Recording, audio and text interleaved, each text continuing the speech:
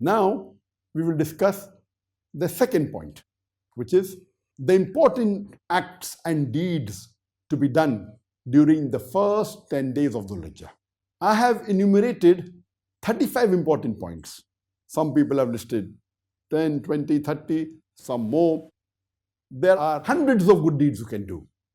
To make the list a bit shorter, I have enumerated 35 important deeds and acts to be done during the first 10 days of Dhul Hijjah. And whenever I enumerate, I try and enumerate the ones which are the fard on the top, then coming with the highly recommended sunnah, and then the other sunnah later on. That's my policy. And when I repeat the good deeds, I also repeat the faraiz which are supposed to be done daily, because what are the faraiz daily have to be done first. Then you can talk about the sunnat-e muakkada, then you can talk about the sunnat-e ghair muakkada. So this is the order I follow whenever I list the important acts or deeds to be done.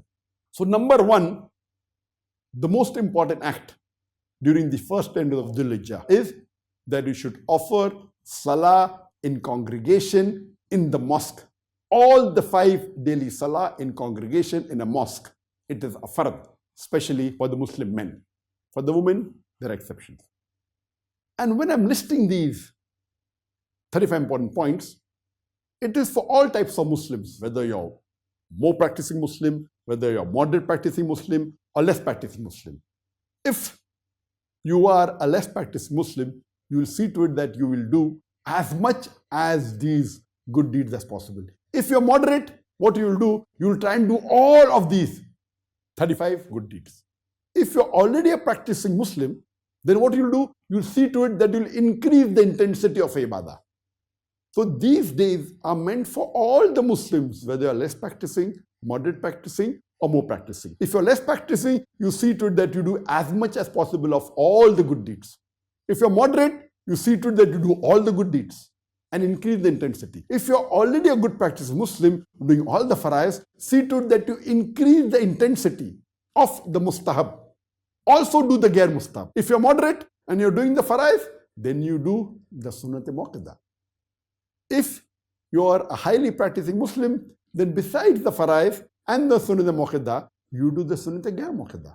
If you're already doing the sunnat-e ghair muakkada, what do? You increase the intensity. So during these 2 important days, one is the first 10 days of Dhul Hijjah and the other are the days in the month of Ramadan. It's very important that you increase your intensity of your ibadah. So the first important deed to be done during the first 10 days of Dhul Hijjah is offer Salah in congregation all 5 times in the mosque.